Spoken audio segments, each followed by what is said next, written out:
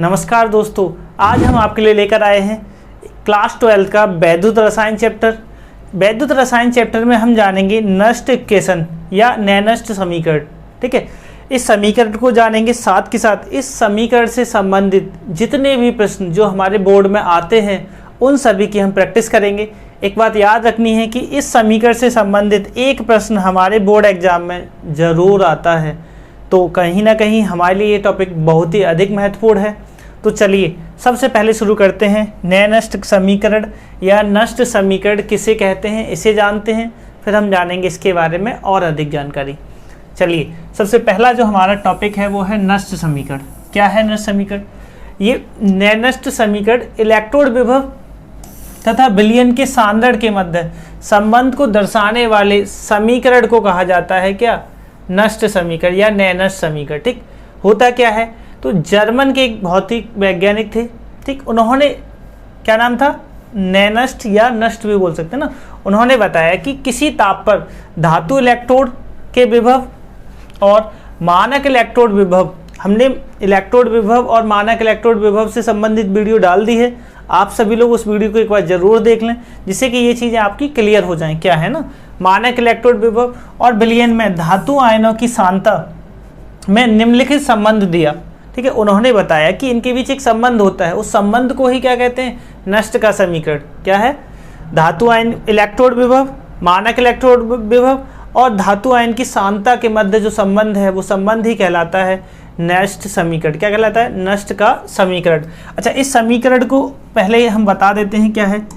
E बराबर या E cell बराबर E degree cell minus 2.303 RT upon NF log 10 1 upon m की power plus n या n plus. ठीक है, ये एक हमारा समीकरण है, इसे हम कहते हैं नष्ट का समीकरण। एक बात याद रखेंगे, सिर्फ नष्ट समीकरण पूछा जाता है तब तो सिर्फ हम इतना लिख के छोड़ देंगे, ठीक है, लेकिन अधिक जानकारी के लिए, बहुत अधिक जानकारी के लिए, या हम कहें कि सभी प्रश्नों को सॉल्व करने के लिए हमें सब कुछ जानना होगा। अच्छा, एक बात और समझेंगे, जहाँ ई सेल क्या है, ई डिग्री सेल क्या है, हम सब कुछ जानेंगे। ठीक, इसको और अधिक जानने से पहले हम जानेंगे कि इसे हम तीन तरह से लिख सकते हैं। इस समीकरण को तीन प्रकार से लिख सकते हैं। किस किस के लिए?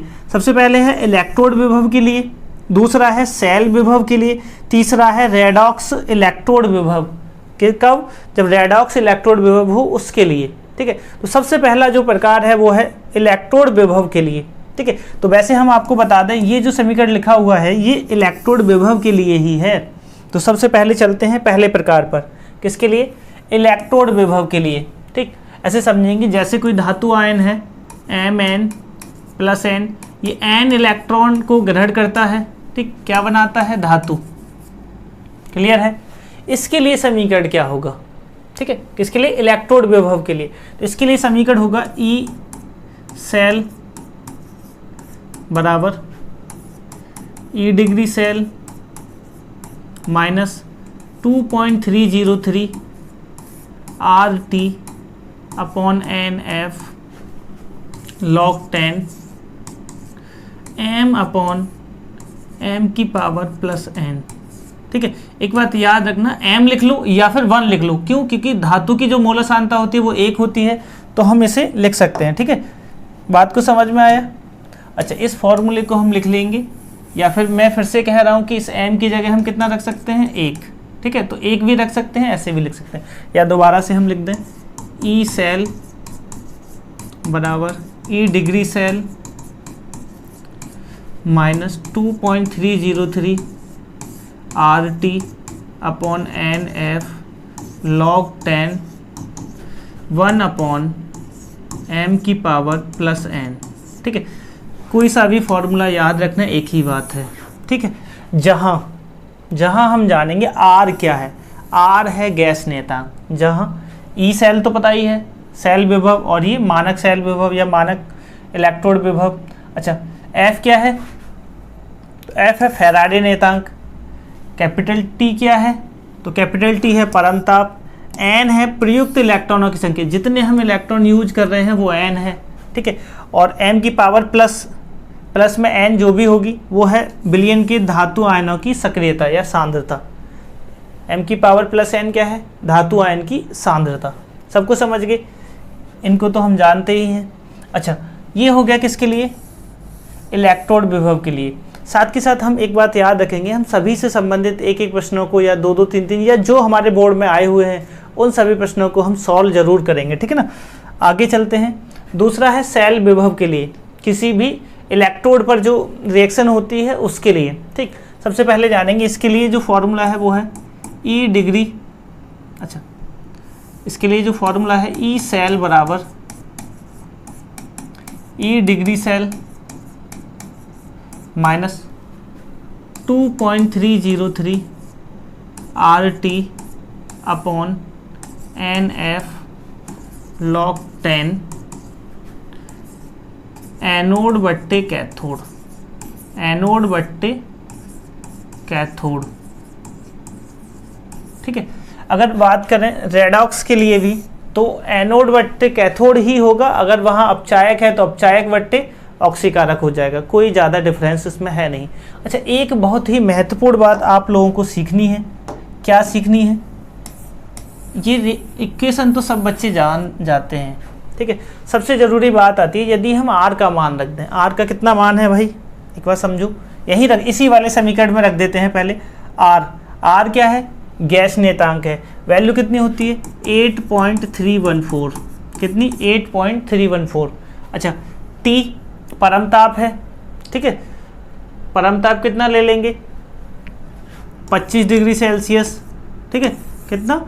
25 डिग्री सेल्सियस। और क्या ले लेंगे? F कितना है? 96,500। इसको किस में बदल लेंगे? केल्विन में ना। जब केल्विन में बदलेंगे तो ये हो जाएगा 298 केल्विन। बात समझ में आ रही है? जब हम इन सभी वैल्यू को इस समीकरण में रख देते हैं, क्या कर देते हैं? इस सभी वैल्यू को, R का मान यहाँ रख देंगे, T का मान यहाँ रख देंगे और F का मान 96,500 हम यहाँ रख देते हैं, तो एक समीकरण और बनती है। क्योंकि भाई जब पेपर होगा तो हम इतनी गुणा भाग थोड़ी करेंगे, वहाँ तो हमें कम से कम मेहनत में ज़्यादा से ज़्यादा नंबर चाहिए, तो कहीं ना कहीं हम वहाँ गुणा भाग नहीं करेंगे। अभी याद कर लेंगे इसी वैल्यू को। क्या याद कर लेंगे? ई सेल बराबर, कब लिख रहे हैं? जब हम इन सभी वैल्यू को यहाँ पुट कर देते हैं। ई सेल बराबर ई डिग्री सेल माइनस, यहाँ जब वैल्यू रखेंगे 2.303 गुणा कितना हो जाएगा? R का मान गुणा T का मान बट्टे F का मान, तो निकल कर आएगा 0.0591, ठीक है, upon N log 10 1 upon M की पावर प्लस N, ठीक है। अच्छा, अब एक क्वेश्चन होगा कि क्या सर ये याद करना है? तो हम कहेंगे हाँ, इस वैल्यू को याद कर लेना। क्यों? क्योंकि इतना बड़ा गुणा भाग कौन करेगा? पेपर में तो हमें टाइम बचाना है और हमें बहुत फास्ट कैलकुलेशन करनी है, ठीक है ना। क्योंकि हमें थ्योरी भी लिखनी होगी, तो वहाँ से बचने के लिए हम इस चीज़ को अच्छे से समझ लेंगे। समझ में आ गया? एकदम क्लियर है? क्या रखा है? बस R का मान, T का मान और F का मान जब रख देंगे तो ये वैल्यू हमारी आ जाएगी, ठीक है। आगे चलते हैं, बिल्कुल सेम हम वही करेंगे। यहाँ क्या करेंगे? R का मान रखेंगे, T का मान रखेंगे और F का मान रखेंगे, तो ये निकल कर आएगा ई सेल बराबर ई डिग्री सेल माइनस कितना आएगा? 0.0591 अपॉन N log 10 एनोड बट्टे कैथोड, एनोड बट्टे कैथोड। अच्छा, एनोड बट्टे कैथोड बड़ा अजीब सा लग रहा होगा ना कि सर ने क्या लिख दिया है, तो ध्यान से समझेंगे। एनोड पर सदैव ऑक्सीकरण होता है और कैथोड पर सदैव अपचयन होता है, तो हम यहाँ ऑक्सीकरण और यहाँ अपचयन लिख सकते हैं, ठीक। अच्छा, इसके लिए लिखना हो तो इसके लिए हमारा समीकरण बनेगा ई सेल बराबर ई डिग्री सेल माइनस, इसी को लिख देते हैं ना, लास्ट वाले को ही, माइनस 0.0591 अपॉन N log 10। अच्छा, एक बार समझो, ऑक्सीकरण होता है इस एनोड पर, तो पदार्थ क्या कहलाएगा? अपचायक। क्या कहलाएगा? अपचायक, ठीक।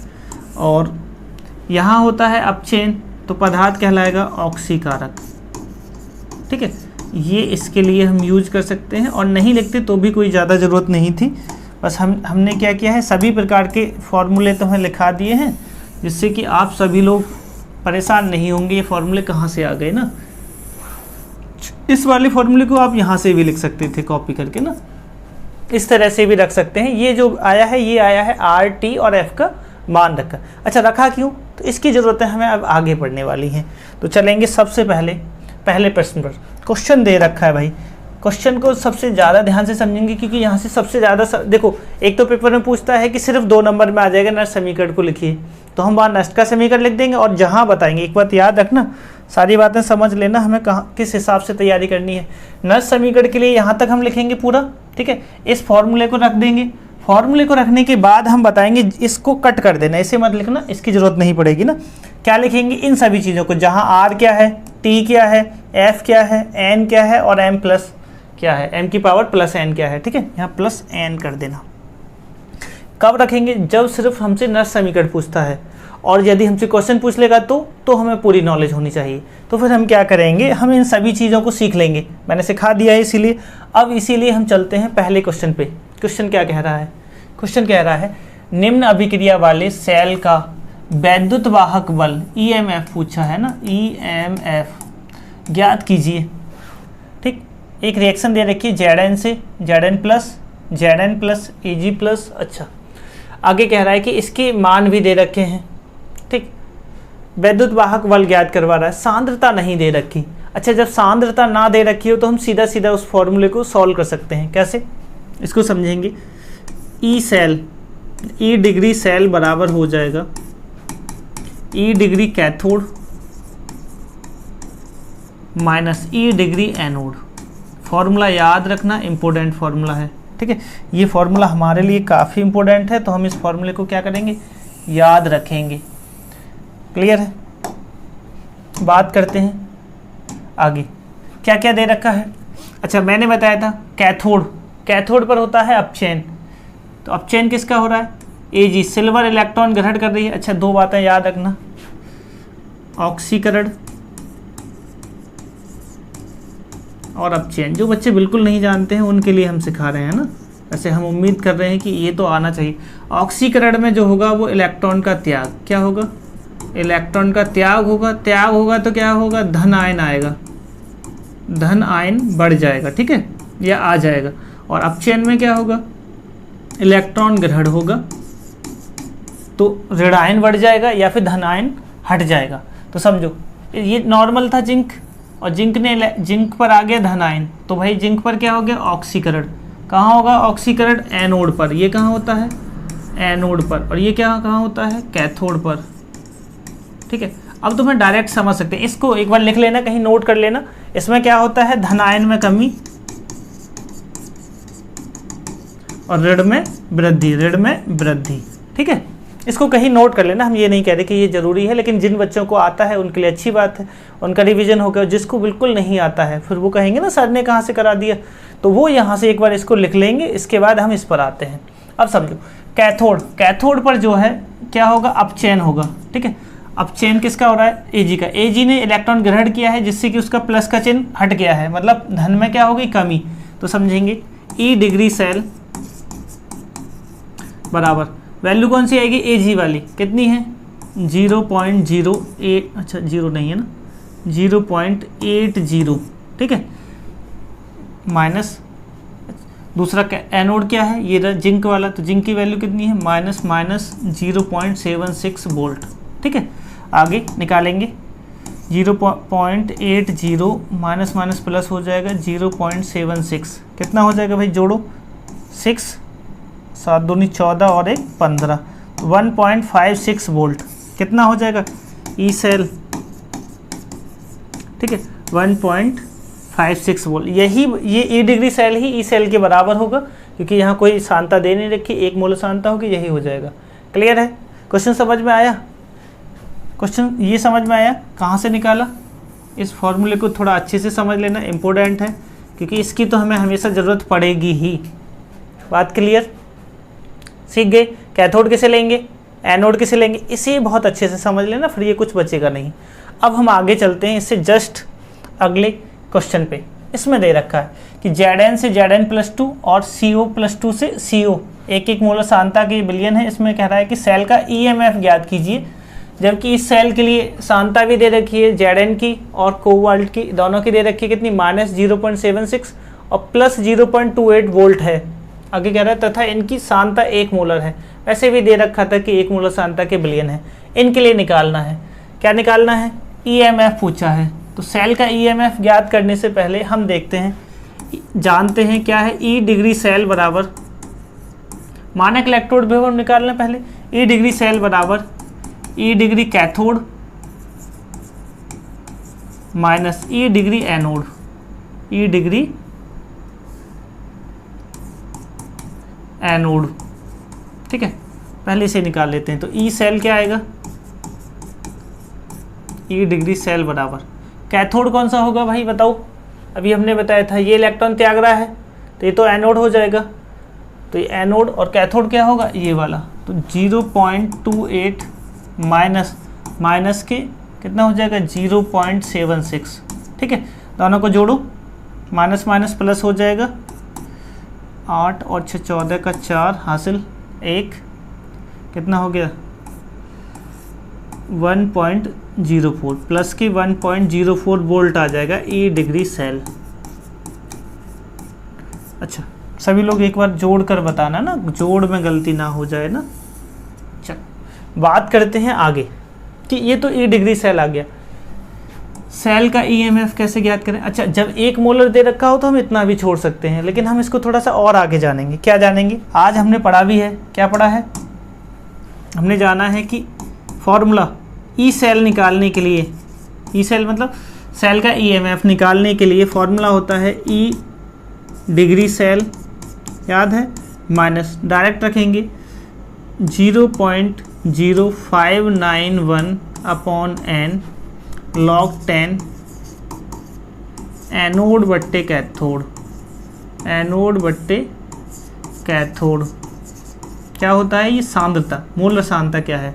ठीक, ये फॉर्मूला कहाँ से आया, तो आप सभी लोग जानते हैं नष्ट के अनुसार है। कहाँ से आया है, नष्ट समीकरण के अनुसार, समीकरण के अनुसार।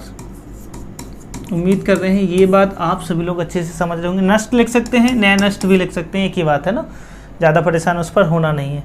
अब बात समझते हैं कि E सेल हमने निकाल लिया, तो E सेल बराबर हो जाएगा, E डिग्री सेल हमने निकाला 1.04 माइनस इसका वैल्यू है 0.0591 अपॉन n। n होती है इलेक्ट्रॉनों की संख्या, n क्या होती है, इलेक्ट्रॉनों की संख्या। अच्छा ध्यान से समझें तो Zn जो है वो कितने इलेक्ट्रॉन त्याग रहा है, 2 इलेक्ट्रॉन, तभी तो उस पर Zn+2 आ रहा है। तो कितने इलेक्ट्रॉन की बात हो रही है, 2 की। अच्छा इधर हम देखें CO जो है वो 2 इलेक्ट्रॉन ग्रहण कर रहा है, CO+2 जो है वो 2 इलेक्ट्रॉन ग्रहण कर रहा है, बना रहा है CO। तो ये भी कितने की बात कर रहा है, 2 इलेक्ट्रॉनों की। तो n का मान जो हो जाएगा वो हो जाएगा 2, n का मान कितना होगा 2, बात समझ गई ना। तो यहाँ से हमने निकाला n बराबर 2। अच्छा समझो, n की जगह 2 आ गया, log 10 एनोड, एनोड पर होगा जिंक, जिंक का वैल्यू कितनी है, 1 मोलर सांद्रता है ना, तो यहाँ हो जाएगा 1 बट्टे कैथोड पर भी हो जाएगा 1, क्योंकि इसकी भी वैल्यू कितनी है 1, तो 1 अच्छा log 1 हो जाएगा, log 1 का मान होता है 0, कितना होता है, log 1 की वैल्यू होती है 0, तो ये हो जाएगा 1.04 माइनस 0.0591 अपॉन 2 और log हो जाएगा 1 और 1 की वैल्यू होती है 0, तो आगे लिख देते हैं क्या आएगा, E degree cell E cell बराबर 1.04 माइनस ये पूरा, जब इसकी वैल्यू 0 तो पूरा 0 माइनस 0, तो ये निकल कर के आया E सेल बराबर 1.04 वोल्ट, क्या आएगा 1.04 वोल्ट। क्लियर है, उम्मीद करते हैं कि ये तो अब आप लोग समझ गए होंगे। ठीक है, समझ में आ गया। पहले क्या निकाला, E डिग्री सेल, मानक इलेक्ट्रोड विभव।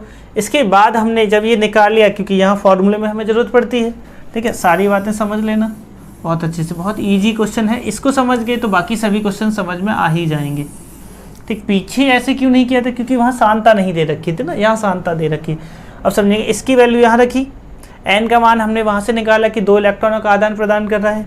कैथोड और एनोड जो भी वैल्यू है वो सांता इसकी दे रखी थी, और वैसे भी उसने कहा था 1 मोलर है, तो वहाँ से हमने इसकी वैल्यू रख दी, n हमने अभिक्रिया से निकाल लिया, बाकी सब कुछ हमें पता ही था। ठीक है, उम्मीद करते हैं कि ये क्वेश्चन अब आपकी समझ में अच्छे से आ गया होगा। मैं बस एक बात कहूँगा, कम से कम आप इस वीडियो को 2 बार देख लेना, आपके पेपर में ये सवाल आएगा ही, ये पक्का है।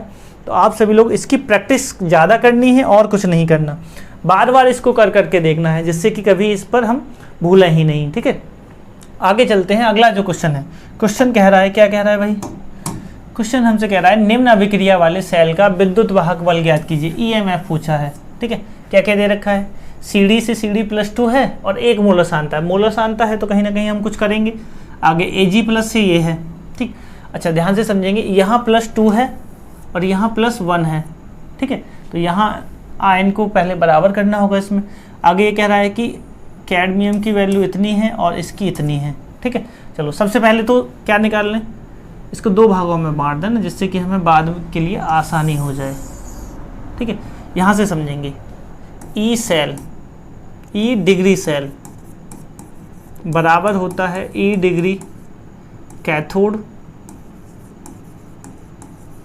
माइनस ई डिग्री एनोड। अच्छा, इसे करते ही क्यों है, क्योंकि हमारा जो फॉर्मूला है वो होता है ई सेल बराबर E degree cell minus 0.0591 upon n log 10 anode बट्टे कैथोड। ठीक है, तो कहीं ना कहीं हमें ज़रूरत किसकी पड़ती है भाई, बताओ, हमें ज़रूरत पड़ती है ई डिग्री सेल की। तो हमें सबसे पहले ई डिग्री सेल निकालना ही है, इसीलिए हम इस फॉर्मूले का सबसे पहले यूज करते हैं। ठीक है, समझो, ई डिग्री सेल बराबर क्या हो जाएगा, पहले हम जानते हैं एनोड कौन सा होता है, जो इलेक्ट्रॉन को त्यागता है। तो इलेक्ट्रॉन का त्याग कौन कर रहा है, CD, तो इसकी वैल्यू जाएगी पीछे। ठीक, ये वैल्यू हो जाएगी पीछे, तो आगे कौन सी आ जाएगी, ये वाली Ag, तो हो जाएगा 0.80 माइनस, और ये हो जाएगा माइनस का ही है 0.40, दोनों को जोड़ेंगे तो मुझे लग रहा है 1.20 वोल्ट हमारा निकल जाएगा ई डिग्री सेल। यहाँ तक हमें बताओ किसकी ये बात समझ में क्लियर आ गई है, सबको क्लियर है। कैसे निकाला, ये पीछे क्यों आया, ये आगे क्यों आया, ये तो हमने पहले ही सिखा रखा है, तो अब हम इसको निकाल चुके हैं। अब आते हैं इस मेन फॉर्मूले पर कि हमें ई सेल निकालना था। तो ई सेल बराबर ई डिग्री सेल का मान हमने निकाल लिया है, कितना है 1.20 माइनस 0.0591 अपॉन n। n का मान जो यहाँ से आएगा, देखो कितने इलेक्ट्रॉन त्याग रहा है, 2। अच्छा, इसको देखेंगे तो ये 1, तो ज़्यादा वाला हम ले लेंगे 2 वाला ना, तो कितना हो जाएगा, n की जगह 2 log 10 एनोड। एनोड कौन होगा, किसकी वैल्यू है, कैडमियम की ना, तो कितना है इसका, 1 मोलर है 1, और सिल्वर का कितना है 1, सिल्वर की भी सांद्रता कितनी है 1। अच्छा, एक बात याद रखेंगे, अगर हम इस समीकरण को लिखते तो ये इस तरह से होता, CD 2 इलेक्ट्रॉन त्याग रहा है और बना रहा है CD+2। ठीक है, और इसके लिए लिखते तो Ag प्लस जो है 1 इलेक्ट्रॉन ग्रहण कर रहा है और बना रहा है Ag। ठीक, इलेक्ट्रॉनों को संतुलित करेंगे, 2 से गुणा करेंगे, यहाँ 2 यहाँ 2 यहाँ 2, क्योंकि यहाँ भी 2 इलेक्ट्रॉन यहाँ भी 2 इलेक्ट्रॉन, तो हम ये ध्यान देंगे इसमें Ag के कितने हैं, 2 हैं, तो याद रखना इसका स्क्वायर आएगा, कितना आएगा स्क्वायर, लेकिन इससे कोई फर्क पड़ने वाला नहीं है क्योंकि सांद्रता तो एक ही है, तो 1/1 रह जाएगा, और log 1 का मान होता है कितना 0।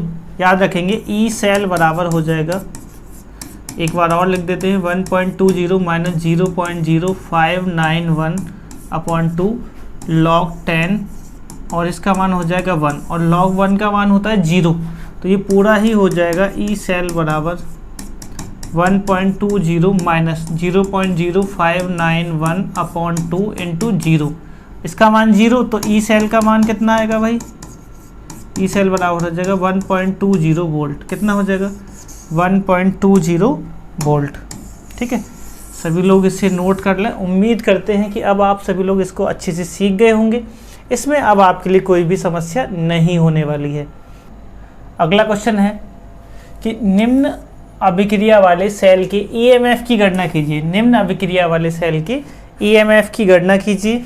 आगे क्या कह रहा है ये, इसने दे रखा है कि इसकी 1 मोलर सांद्रता है और इसकी भी सांद्रता कितनी है 1 मोलर। आगे जिंक की जो मानक इलेक्ट्रोड विभव है वो कितना है 0.76 और इसका कितना है 0.34।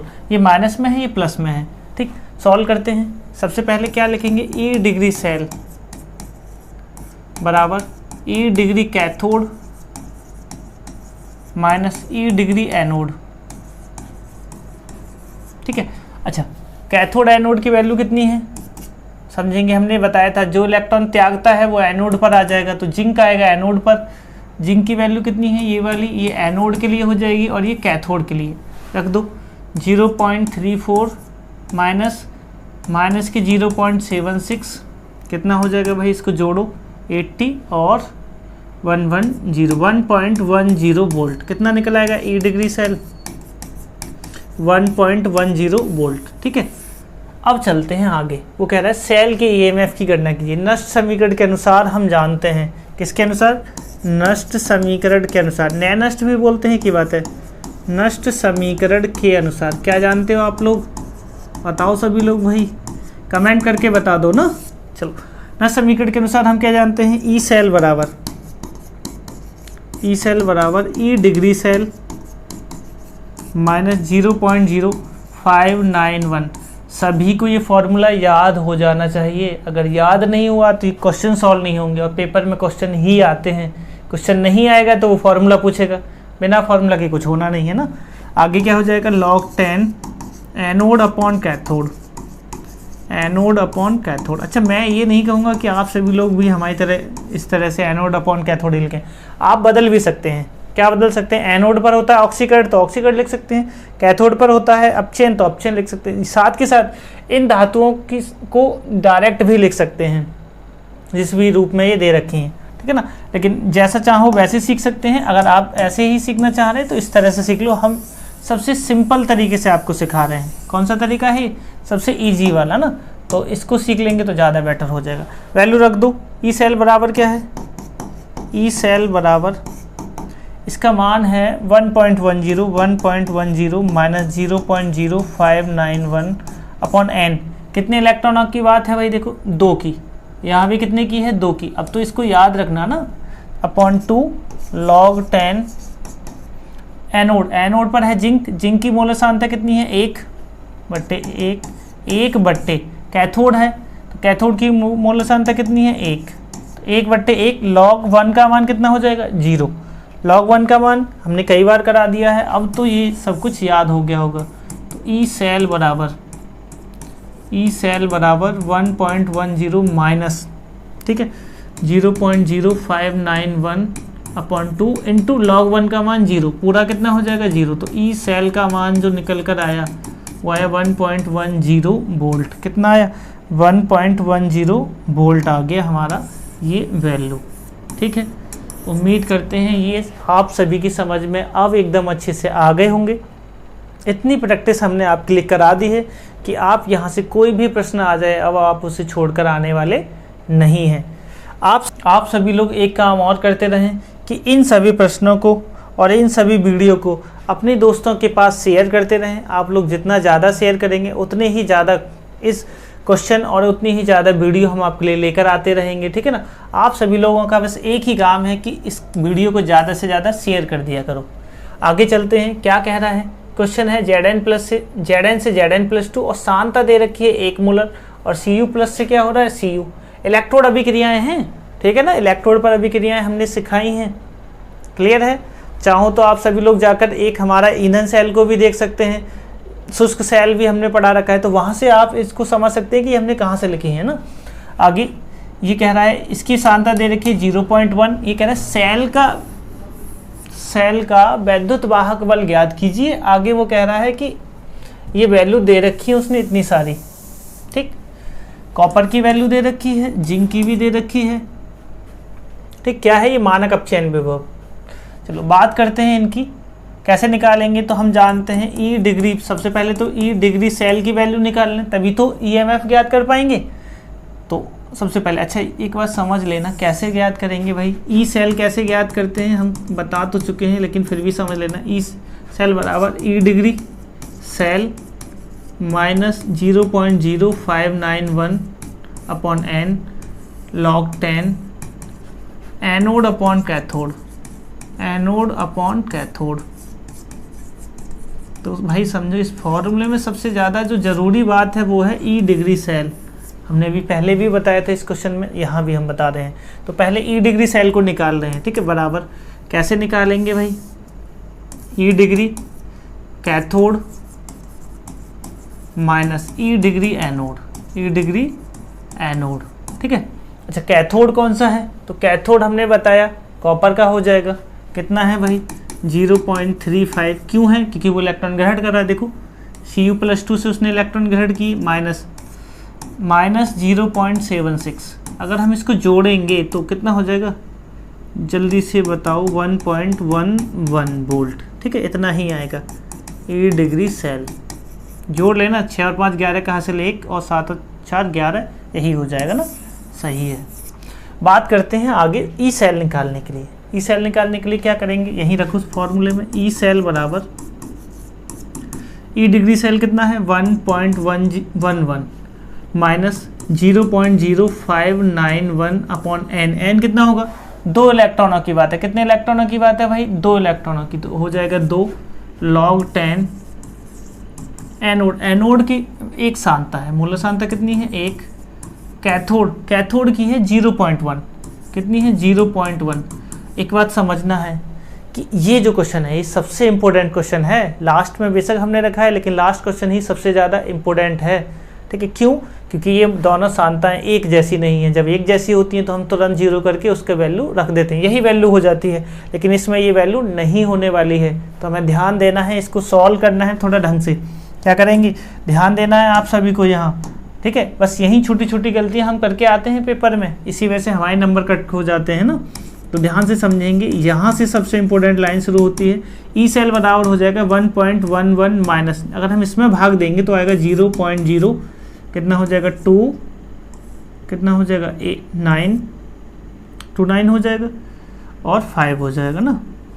चलो और भी हो जाएगा, तो हमें बस 2 वैल्यू तक ही चाहिए था, लेकिन फिर भी ठीक है। लॉग, अच्छा पॉइंट हटाएंगे, यहाँ 0 बढ़ा देंगे, बहुत ध्यान समझना, पॉइंट हटाएंगे यहाँ 0 बढ़ा देंगे, ये हो जाएगा log 10। कितना हो जाएगा log 10, और log 10 का मान होता है 1। कितना होता है 1, तो उसका कोई मतलब नहीं है, इसे यहाँ से घटा दो, ठीक है। जब हम यहाँ से घटाएंगे तो अगर हम 0.2 तक देख रहे हैं, कितना देख रहे हैं 0.02 तक देख रहे हैं, तो इसकी जो वैल्यू आएगी वो आएगी 1.09। ई सेल बराबर कितना हो जाएगा 1.09 वोल्ट। सभी लोग एक बार हमें एक बार कमेंट करके बताओ, सभी स्टूडेंट, कि ये वैल्यू समझ में आ गई, कैसे निकल कर आई। ये सबसे इम्पोर्टेंट बात है इस क्वेश्चन में, कि यहाँ था 0.1, पॉइंट हटाया, एक 0 पर बढ़ा दी, log 10 का मान 1 होता है, हमने 1 रख दिया, ठीक है। और इसका गुणा करेंगे तो कोई ज़रूरत नहीं है, हमने 2 पॉइंट तक लिया है। आप चाहो तो पूरा लेकर घटा सकते हैं, आपकी मर्जी है, बिल्कुल घटा सकते हैं। हमने इसको शॉर्ट में करने के लिए बताया है, वरना वीडियो और लंबी हो जाती, जोड़ घटाव करते रहते तो, ठीक है। उम्मीद करते हैं कि यही तो अब आपकी समझ में एकदम अच्छे से आ गया होगा। ऐसे ही प्रश्न आपके पेपर में आते हैं, लगातार आते हैं, तो आप सभी इनकी एक बार प्रैक्टिस कर लेना। साथ के साथ हमें कमेंट करके ज़रूर बताना है कि ये वीडियो आपकी समझ में आ रही है, नहीं आ रही, सारी चीज़ें एकदम क्लियर हैं या नहीं, ठीक है। एक बार सभी लोग कमेंट करें, जिससे कि हम आपके लिए नई वीडियो जल्दी से लेकर आएँ, ठीक है। मिलते हैं आपसे नई वीडियो में, तब तक के लिए जय हिंद।